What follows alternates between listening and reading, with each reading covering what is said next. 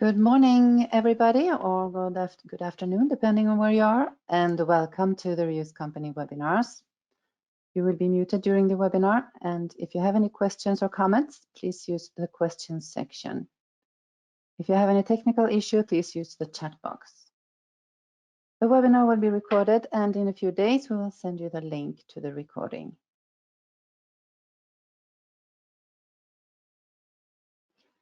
Today's topic is connecting the dots, interoperability between your favorite systems engineering tools. My name is Cecilia Karlsson from the Marketing and Communications Department, and I will be the host today. With me, I have Jose Pereira, Key Account Manager at the Reuse Company. This is the agenda for the webinar. First, we will do a short introduction of the company and the presenter. Then we will talk about the Interoperability Hub, and after that, we will see different interoperability use cases. Finally, we will have some time for questions.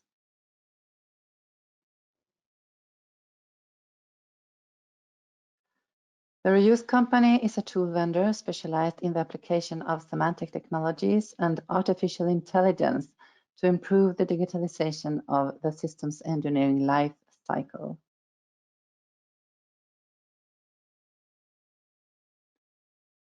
Our tools include solutions for requirements and risk management, natural language processing, today's topic, interoperability, smart quality analysis, verification and validation, decision management, and a lot more.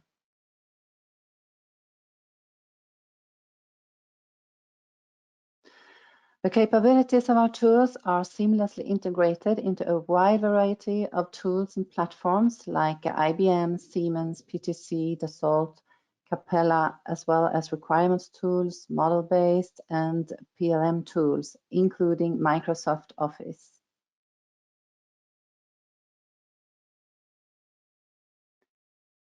Our tools are aligned with international standards like the IEEE's 15288, 12207, and 29110.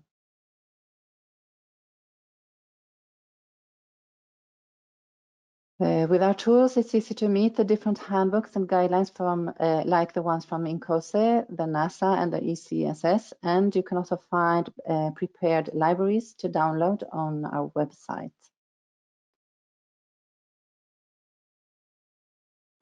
Today's presenter is Jose Pereira. He is a key account manager and a member of the Sales and Consulting Department.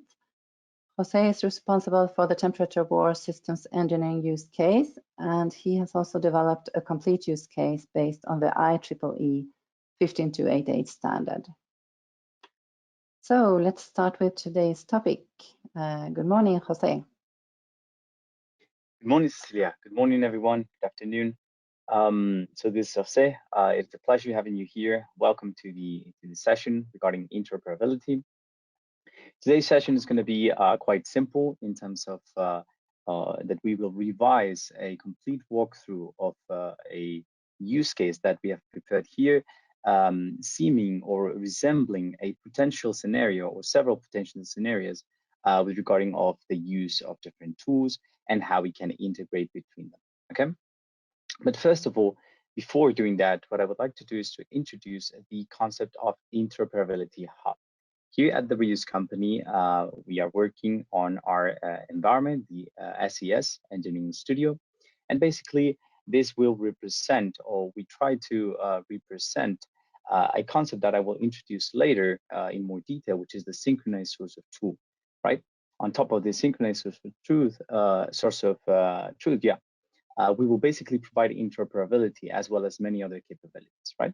But before doing that, we have to begin by the different types of sources that we are managing in a systems engineering project, right? The first one is going to be the most common one or the most known one, which are going to be, of course, textual requirements.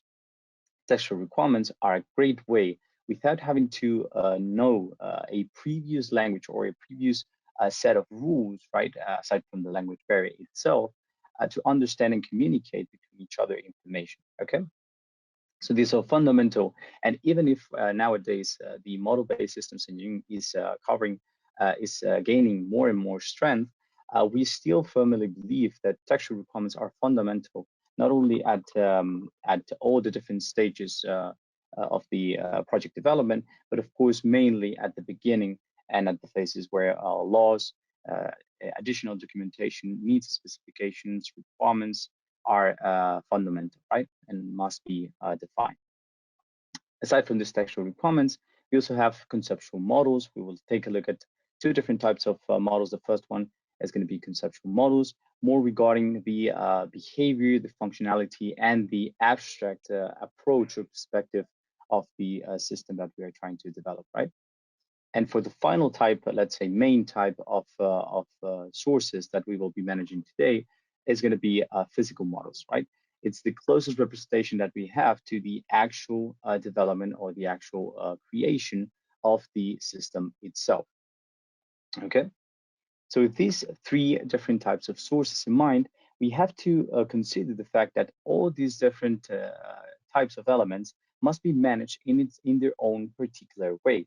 And the different tasks surrounding each one of these types of sources must also be tackled and must also be, let's say, performed depending on the type of project that we're dealing with, the context of the project itself, so on and so forth, right? So as you can see, of course, and you will probably use most, if not all of these tools in your daily day-by-day activities. We have plenty of different tools for managing requirements, such as, for instance, Polarian, MS Word even, Excel files, Teamcenter, IBM Doors, Rectify. For models, we also have plenty of different tools, Magic Draw, we have Rhapsody, we have Capella, as you can see there, Visio even. For 3D models or physical models, SolidWorks, Open Modelica, Ultimate Designer, and so on and so forth, right? So this is what we know here at the Reuse company, what we define as the single sources of truth, right? And we define those in that specific way because these are the best tools to manage all those particular aspects and particular types of elements as they are specifically designed for those purposes, right? However, this comes with a problem. If we isolate all these instances, then everything is fine because we just have to manage requirements, for instance. But in a project, you already know that this is not true, and we are not limited, or we're not, we're not restrained to only requirements. We also have to manage and tackle not only requirements and all the different types of sources, as we were mentioning before, but also the connection and integration between those, right? This is why here at the Reuse company, we try to achieve, or we try to, let's say, provide a synchronized source of truth, right? In the form of the SES Engineering Studio. So the SES Engineering Studio would basically connect to all those different tools. And even if those tools maintain the strength or the potential to be the single source of truth, what we do is we extract all that information, we connect to those sources, extract information, bring them into a common platform, a common environment, where you can not only manage the state of those different elements within the environment and within the single source of truth, but also provide you, of course, with additional capabilities on top of that, such as traceability, which, for instance, was the presentation provided by my colleague Jose Fuentes last a couple of weeks ago. And also quality analysis, requirements quality analysis, verification and validation, so on and so forth. Okay, so all these capabilities on top of the possibility to connect.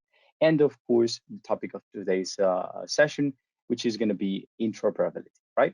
It is important, it is fundamental, sorry, not just to connect to those tools, but to also be able to provide interoperability between them, right? Because in many instances, what we found out is that we have to specify a set of requirements, for instance, and then we need to immediately after generate a model derived from those requirements, right?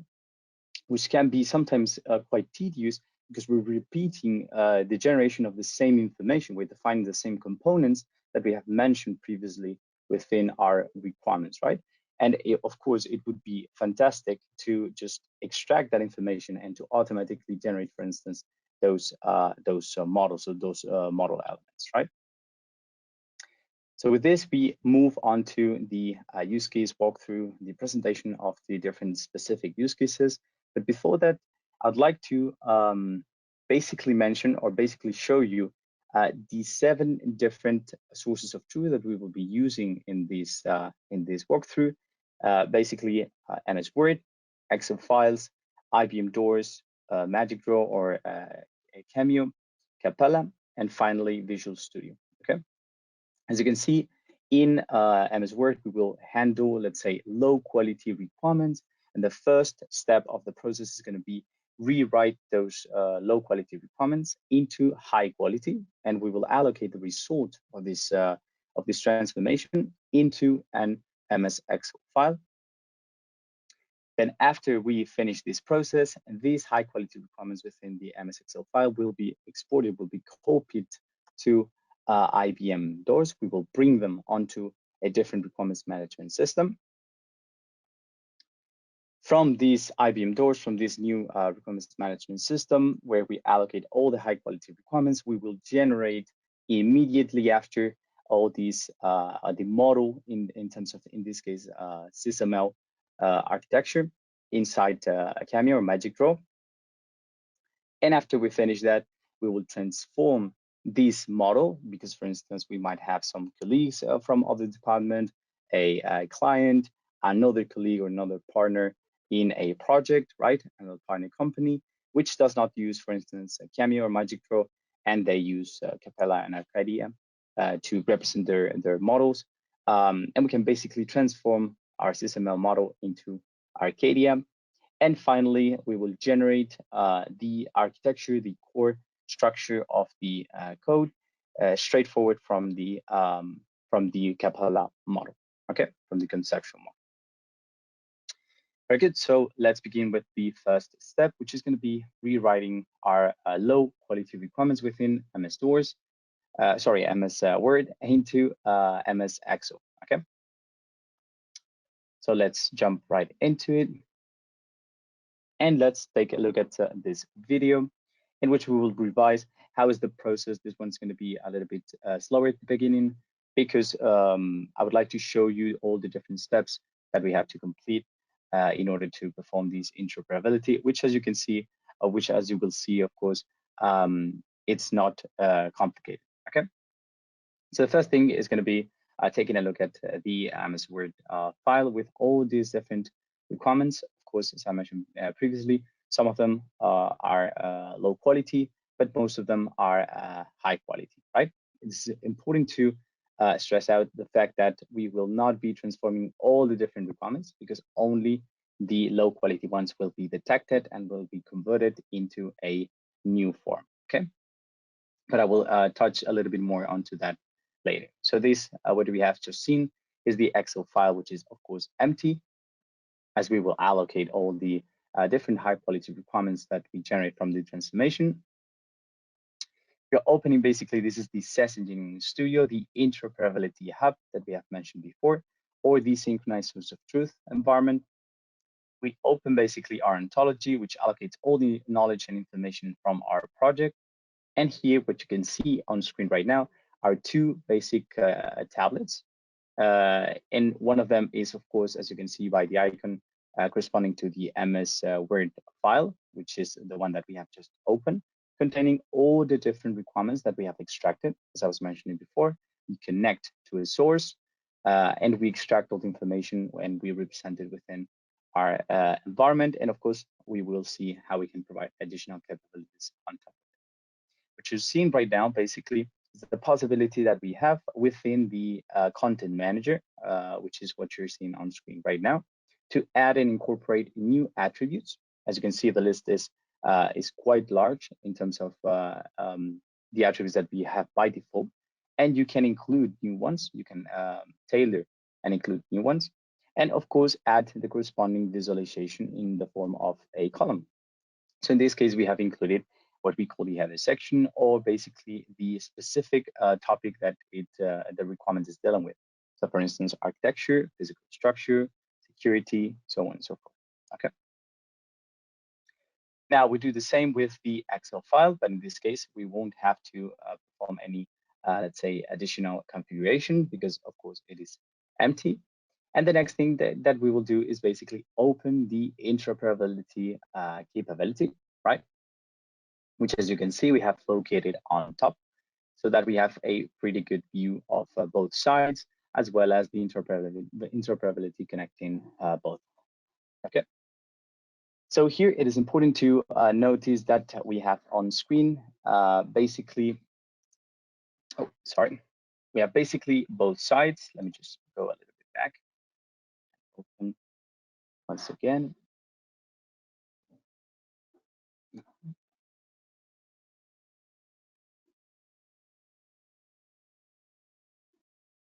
Okay, very good. So as we were mentioning before, it's important to notice here that we have two sides. So first, on the left-hand side, we have the source connection, which is of course the source of the transformation. And then on the right-hand side, we will define the target of where we will allocate the result of the transformation itself. Okay. So in this case, we select as the source the MS Word file, and as the target the MS Excel file. Below, what we will do is select the operation or transformation that we want to perform. So in this case, the one is going to be rewrite low quality into high quality requirements. For this specific transformation, this is a little bit more potent in terms of capability. And we will, of course, need to define some additional parameters. In this case, these additional parameters provide us with the possibility to allow traceability, which is pretty straightforward in this case. As we are transforming from a low quality requirement into a high quality requirement, potentially what we want to do is that if there has been a transformation, we want to automatically establish a link between both sides, so that if there has been any change, or if in the future there's any change, we know where it is traced to. Okay. We also want to transfer images in this case because the document includes them. And of course, here we will add the different transformations that we have available. Okay. So as you can see, they can tackle many different things. Here we have the list, the complete list, and we will open an example here. So for instance, the passive voice to active voice. And as you can see, the idea or the concept is very straightforward. It's very basic. What we do is we expect something as an input, right? A specific structure for the requirement to be detected. And then what we do is we output, or we generate automatically an output, which is the, in this case, the rewritten transformation of the previously low quality requirement. Okay.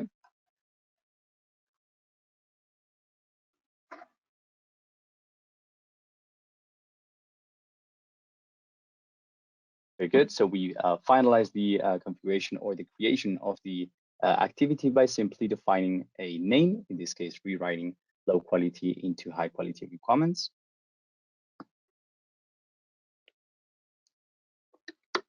And we basically execute.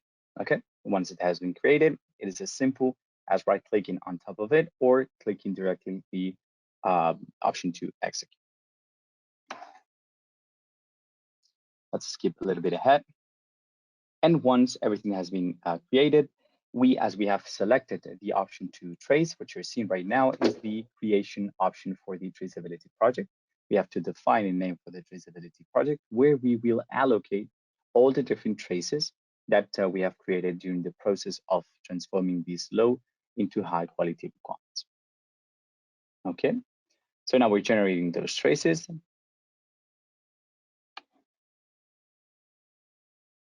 And the process has been successful. Of course, we're notified of how much time it has taken, the number of work products that has been analyzed, in this case, 94. And for the sake of the example, to keep it clear, what I have done is just to take out every other requirement that it has not been transformed. Usually, you can enable or disable this option so that even if a high quality requirement is involved in the process, the transformation will include everything, even if a requirement is high quality and it has not been changed at all. Okay. But as I was mentioning, for the sake of the example, the new requirements are the only ones, the change or modified requirements are the only ones that will appear here on the right hand side. Okay. So in this case, as I was mentioning before, we have transformed in some cases. For instance, we have in this example here, which is quite noted, the temperature word shall comply with regulation X, Y, or Z, right? For instance, with the regulation for electrical management, and you have to comply with it for the temperature word and for the system of interest, right? Let's imagine that those two are different components within our system. And we write initially, the initial requirement was the temperature warrior slash the system of interest shall comply with regulation of electricity management, so on and so forth, right? What the tool has done is automatically identify that specific structure, and it has broken down this requirement into two different ones, okay? So as you can see here, we have now one requirement, the temperature warrior shall comply, and then the system of interest shall comply, okay? This is one example. You can also do the same with passive voice. So if we detected a passive voice outside the condition, we can change it into active voice. And even if there's no subject detected, we can actually define one by default. And this can be, of course, defined or previously tailored at the configuration stage. Okay. What we are doing right now is basically including the same attributes and columns that we have specified before. Another thing that we are able to do is we are able to actually detect inside a requirement if we have a structure in the sense of so that the temperature warrior shall comply with this, so that, and you provide a reason, right? This is what we, in terms of INCOSI, a guide to write requirements, we classify as more of a rationale, right? And we would include this so that explanation, this reason why the requirement is specified. We would take it out of the requirement specification itself and include it as an attribute aside, which we could call, for instance, the rationale directly. Okay, and this is also one of the possible capabilities of these transformations. Okay. Very good. So what we are doing right now is as we have defined traces between the different elements that we have transformed. In this case, we can access this traceability view, this traceability module, and see directly which have been both the source and the target. So in this case, we have a source which is consider energy efficient operations for increasing temperature during the combat mode, right? So in this case, of course, we need to rewrite this requirement, and regarding the operations, right, which is the actual subject of the requirement itself, shall be energy efficient. Okay. The reason, the part of for all of this must be included into the new attribute that I was mentioning before, into the rationale. Okay. Very good. Also, we have the possibility, this has already been explained, but once a trace is suggested, because traces are not created by default, let's say, in a definitive way, you have to accept or decline, let's say, or discard the trace suggestion, as we're doing right now on screen. And this could be basically the first step of the process for rewriting your low quality requirements into high quality. Very good. And as we can see here, this is the Excel file that we have seen previously, and now it contains not only the requirements themselves, but also the different values for each one of the attributes in the form of a specific column for each one. Okay. Very good. So let's proceed with the use case.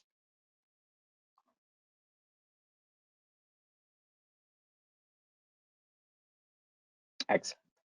So the second step is going to be, now that we have our high quality requirements inside our Excel file, what we will do is basically copy them into a different requirements management system. So for instance, doors. Okay. So for the sake of this example, we have created a doors project previously, and let me provide you with a little bit of context here. Oh, good.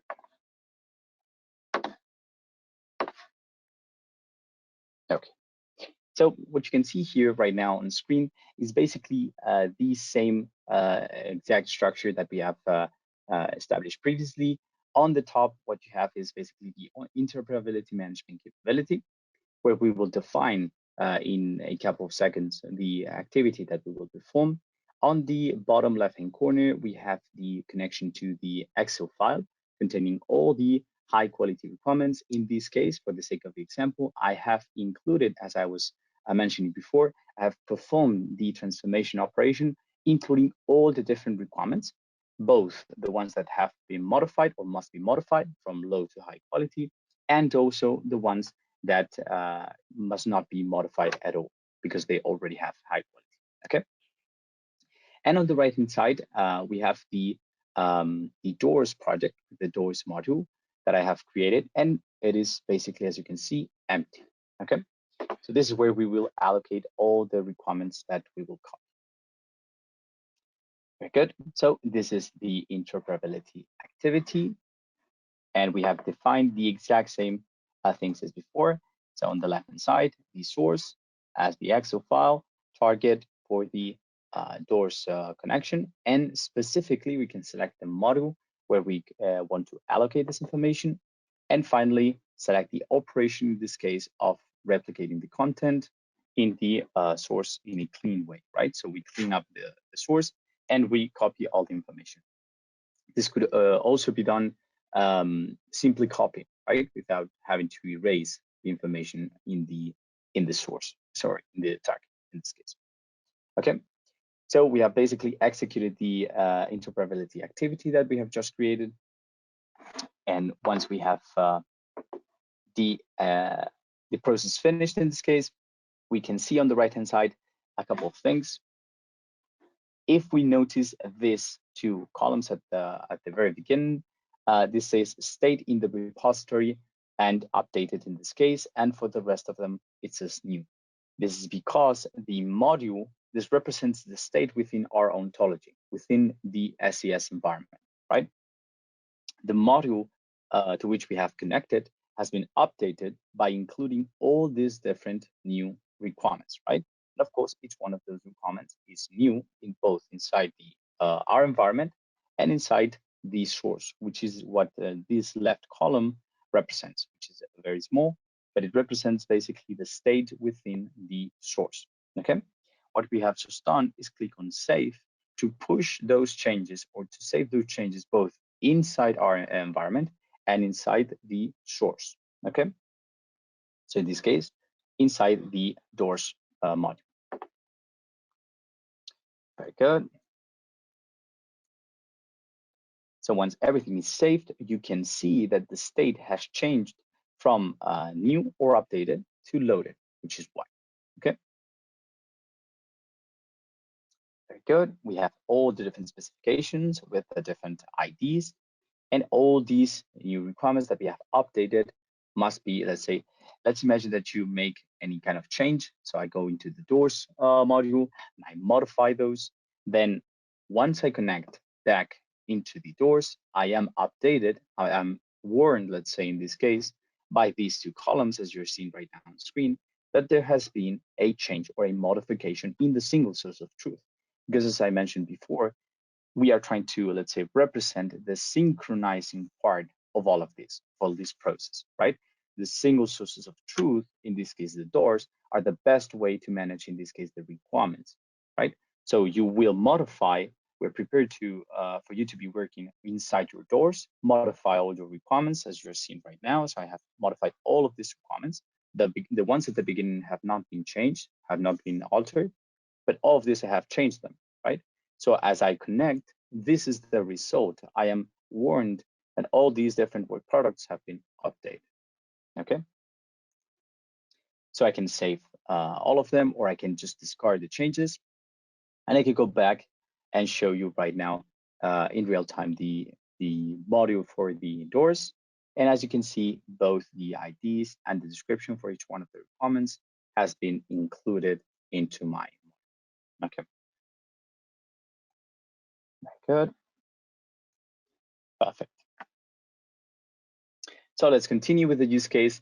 And now let's jump onto a little bit more interesting capability, which is going to be the model generation. So what we do is all these requirements that we have now allocated inside doors, we will generate automatically a SysML model within Cameo. Okay. Let's take a look at how we can actually do that. So what you can see right now are two connections. The left one is going to correspond to an empty Cameo model, and the right one is going to correspond to the doors module that we have just seen. Okay. So the first thing that we do is, as before, we open both connections. And in this case, of course, we'll start by the doors one, and then open also the Cameo. Very good. So as you can see, we can plug and play. We can drag and drop the different screens, the different windows. So this is prepared, let's say, to be working with. It is good to be working with one monitor, of course, but if you have several ones, it's very, very good because you can actually customize the view at your will. In this case, what we can see here is very simple. It is identified here. This is the textual source within doors that we will be using to transform all these requirements and the different components that you're seeing right here. So for instance, temperature war is one component. Combat mode is a state of this component or this system. And here on the right-hand side, we have a new model, which contains no information at all. And here is where we will allocate all this information that I mentioned. Okay, very good. So as before, what we will do, this is the structural requirement in this case, for instance.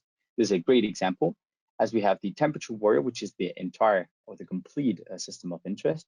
And we have here a specification which indicates one of the subsystems within it. So the temperature actuation system. Okay. Very good. Go now into interoperability as before. Same process as in the other examples. Left-hand side, we define the source, which in this case is going to be doors. And right-hand side, the target, which is going to be, of course, the empty Cameo model. Okay.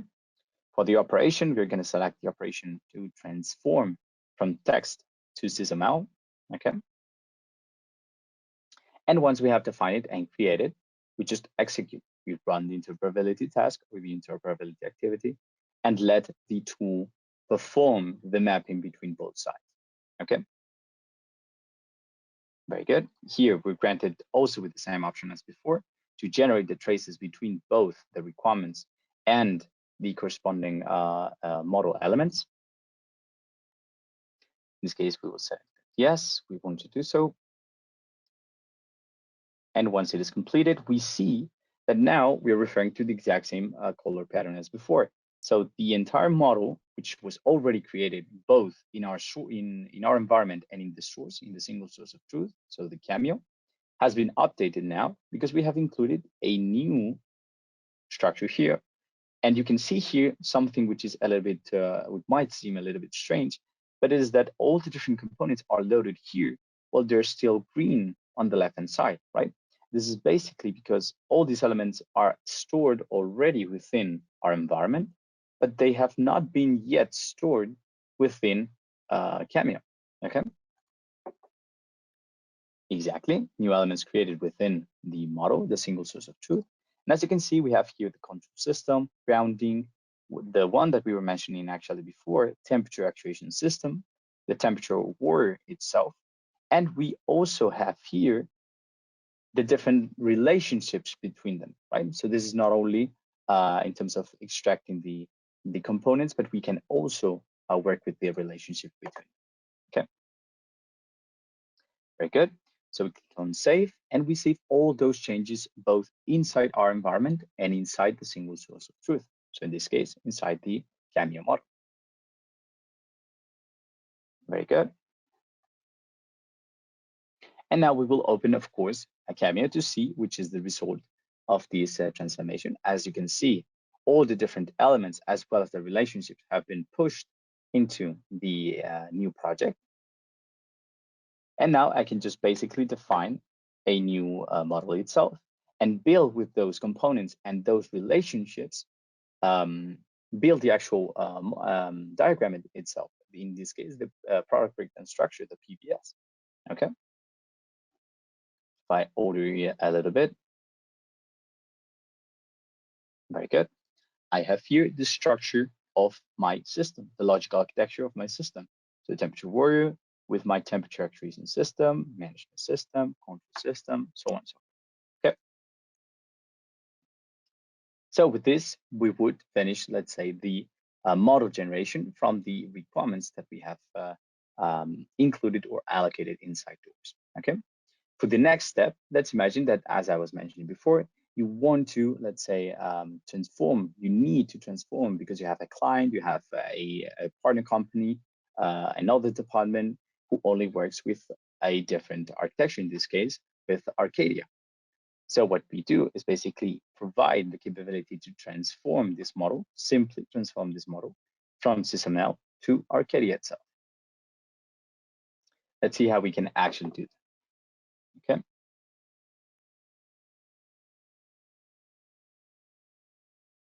So in this case, we start off from the exact same point.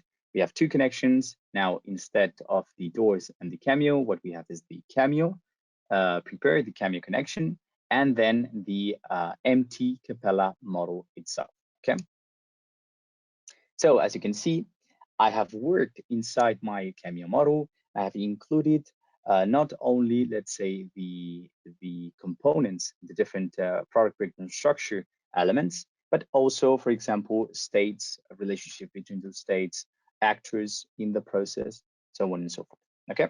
So as you can see on the right-hand side, we have the Cameo model. As I was mentioning before, we have now new functions, new states. Okay.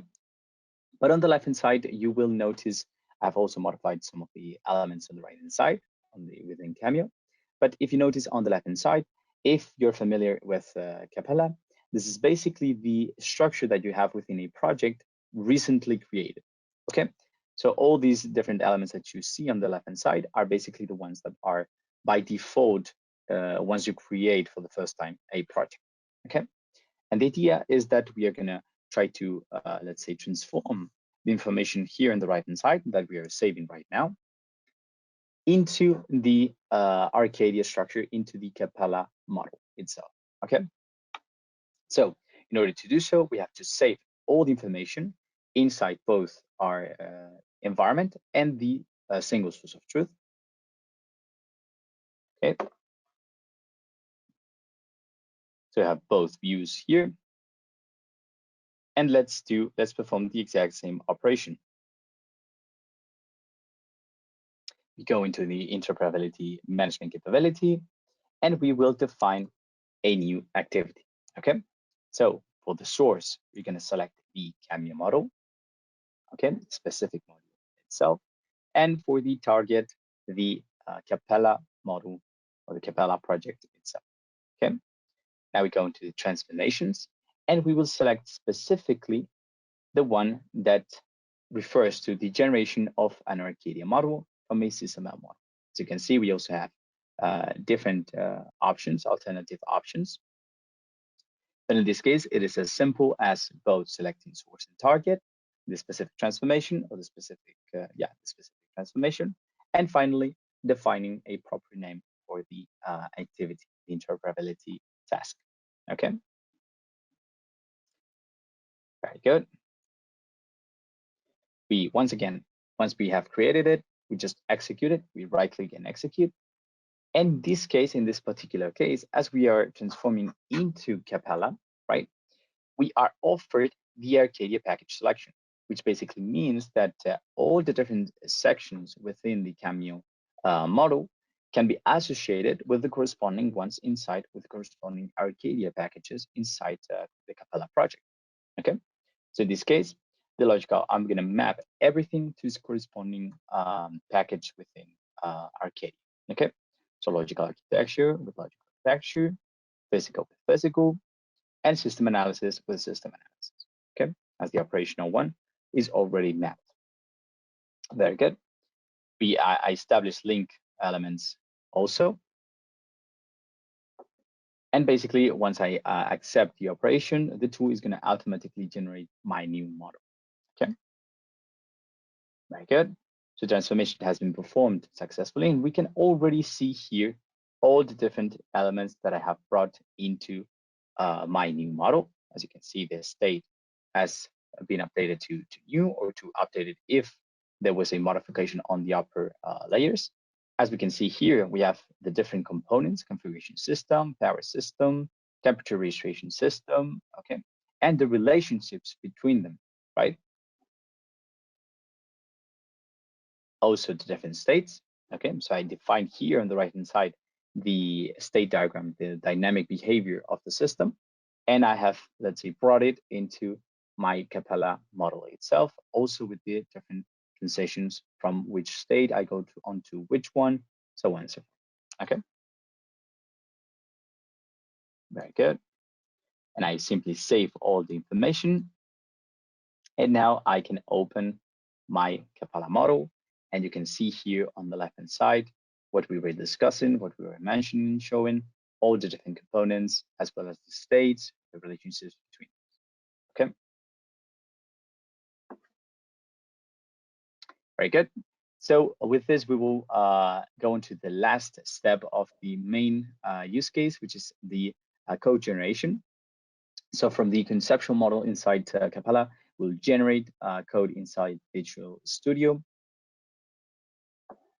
And the process is going to be very similar as before. We have two connections in this case. The first one is going to be to our Capella model right here. Okay, so what we were mentioning before, the physical components, also logical components, functions allocated within those. Okay, and we will see now briefly that within Visual Studio, we have nothing, right? Visual Studio is completely empty. Okay, so you can see here, there's nothing within it. And we have both connections here. We have opened them within the SES Engineering Studio. Left-hand side is going to be Visual Studio. Right-hand side contains all the information from the Capella model. And as you can see here, we can even go and replicate the same view, okay? Because we are bringing the hierarchical view directly from Capella. So physical functions with all the different subsections within it. Good. And now, as before, we go into interoperability. We define once again the source and the target of the task, and we select specifically which is going to be the operation, which in this case is going to be Capella to source code. Okay, very good, excellent. In this case, due to the structure of the functions, right? We have functions, upper functions, and sub functions. You will see that we have generated classes and functions consequently. Let's execute the interoperability task. Okay, very good. And we will see that here on the left-hand side, the information has been updated. Okay. As the classes, these are the classes. The classes selected have been the upper functions that I was mentioning before, right? But another potential and very plausible use case would be to just have here the logical components. So for instance, I would have my temperature actuation system here as a class with all the different functions within it. So this is also, of course, a more than valid use case. Okay. So here you can see all the upper functions. So the regulation of the system modes that we have right here below, the receival of the attack.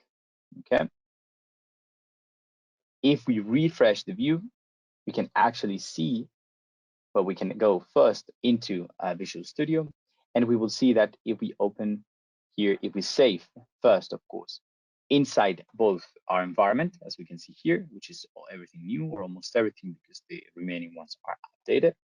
We save both in the SES Engineering Studio and the source tool, which is in this case the Visual Studio. We can see here the hierarchical view with all the different classes. Sorry.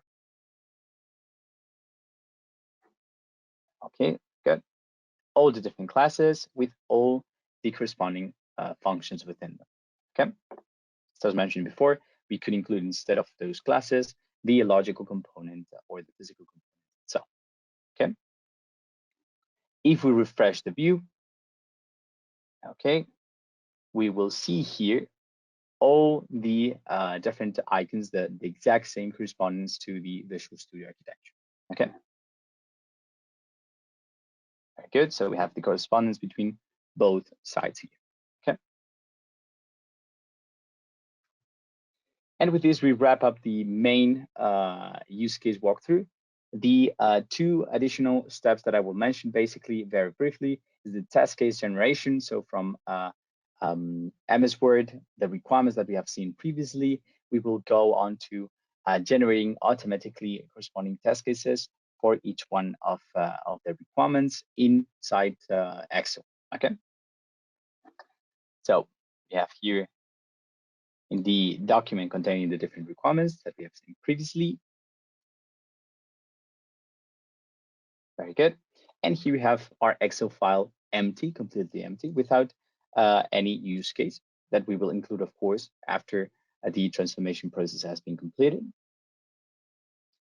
We open here the SES Engineering Studio, and same procedure as before. We open both connections, we extract information, right?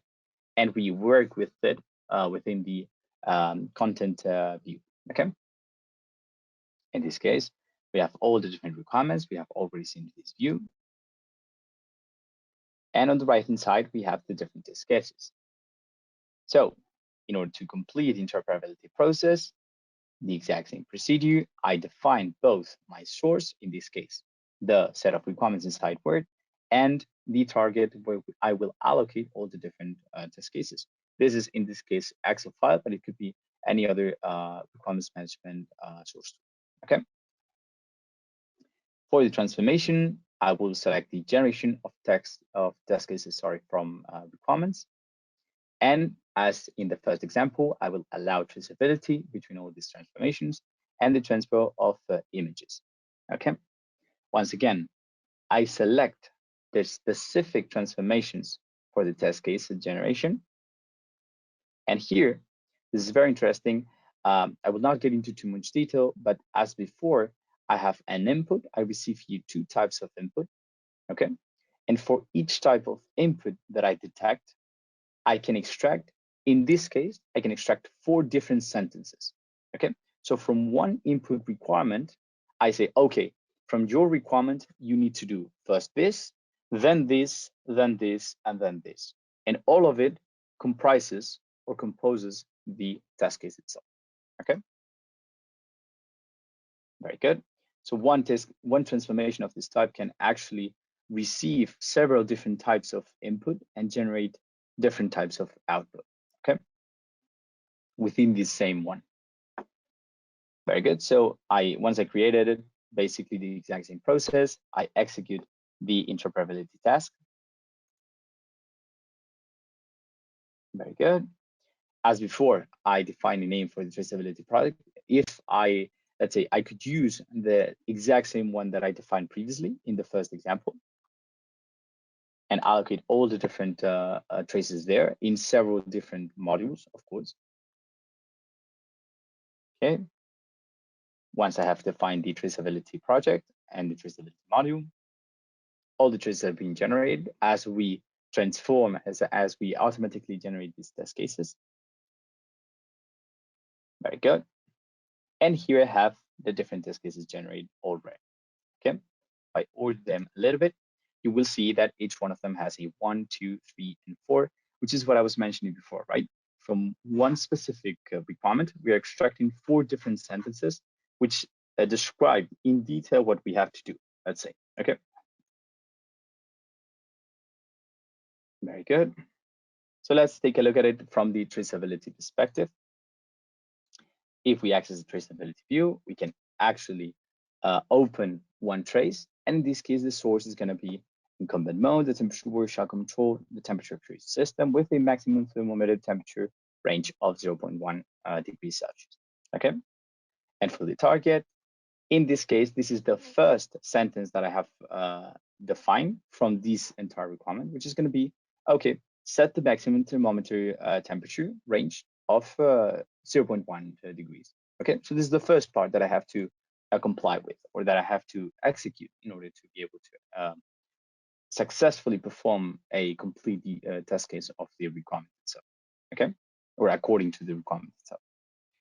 Once I have all these different test cases, what I can do basically is generate a report, right? Automatic generation of a report containing the IDs with all the different sentences or all the different test cases in something, let's say, that I have defined or extracted from the different requirements.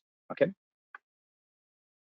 Of course, save that as a PDF file, as a Word file, so on and so forth. Okay. Very good. So we go on to the last use case, the extra step number 7, which is going to be generating 3D models from plenty different sources. So as you can see, textual, conceptual models, so on and so forth. And the idea would be to basically, or the main use case would be to basically, for instance, have a set of requirements, right? This is a future work. This is very new. And I wanted to show it to you because this has a lot of potential in terms of, let's imagine that right now the process that you are about to see is completed thanks to this input sections, this input boxes. So you include here all the different information regarding the height, the width, the length, and the panel width. This is specifically for the system that we're trying to define. So this system has a box-like structure around the main components. And imagine that instead of input, of making an input here, you would have 4 different requirements specifying exactly or precisely the height, the width, the length, and the panel width. And with that, automatically, you can generate what you're about to see, right? So if this requirement would include the height of the temperature warrior shall be 500 millimeters, the width of the temperature warrior shall be 500 millimeters, so on and so forth. And then you just press the interoperability, the execute button, and that you automatically generate, as you're seeing right now, it will open up SolidWorks and automatically generate the entire structure of the box itself. Okay. So as you can see here, we have the structure that I was mentioning with the specific measurements. So you see here 500, and magnitude here measures also, which is the panel width that we have defined as 15, right? If I take here 15 millimeters, you can see. And this of course can change. We can change it almost in real time. So I include here 700, then 300, 400, and 10. And I change completely the structure of the box because let's imagine that tomorrow your requirements change and the height is no longer 500 and you have modified also the width, the length, and the panel width. And then you simply execute the interoperability and the model automatically changes, right? This is the direction that we are striving forward.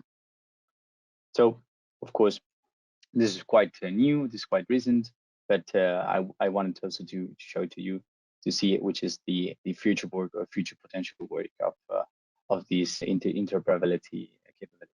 Okay. And with this, we wrap up the main walkthrough of the use case, and we lead, Cecilia, if that's fine for you, we lead to the Q&A, the questions and answers section. Yes, thank you, Jose, for your presentation. Jose will answer your questions in a minute. So if you want to ask him anything, please write down your questions in the questions section. Meanwhile, I will give you some information about our next webinar, Requirements Management Through Assumptions and Guarantees Contracts. This webinar will present an approach to requirements management through assumptions and guarantees contracts, and is based on the capture of assumptions and guarantees as requirements, allowing manual capture of contract compliance and the underlying reasoning, allowing in this way the NLP analysis and semi-automatic evaluation of the contracts. So over to the questions. In the automatic rewriting of your requirements, which quality rules are you having in mind? That's a very good question. I'm actually taking into consideration for me to detect whether or not a requirement is high or low quality.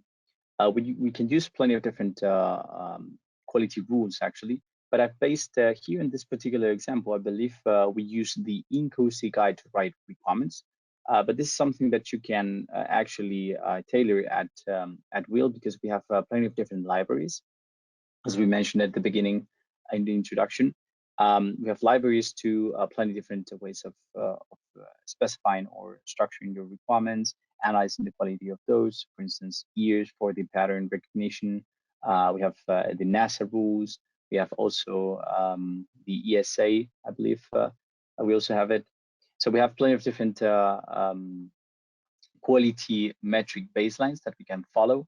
And you can not only follow those specific baselines, but let's imagine that you want to actually tailor some of the metrics or remove directly some of the metrics, because you might be wanting to be compliant with the INCOSE guide to write requirements, for instance, but there are some quality rules that they do not apply to you due to the context of your project, due to the context of your company, for instance, and you would like to just immediately remove them or actually disable them, or even just tailor them and customize them to your particular precise needs, right? So in this case, focusing on your question, we use the INCOSE guide to write requirements, but as I mentioned before, there's plenty of different possibilities for you to import and also customize the quality baseline used.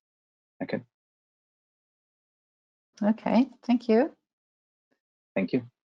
Okay, so let's finish here. Thank you very much, everybody, for attending. If you have any additional questions or want more information about our tools, don't hesitate to contact us by email to contact@reusecompany.com or through our website, reusecompany.com.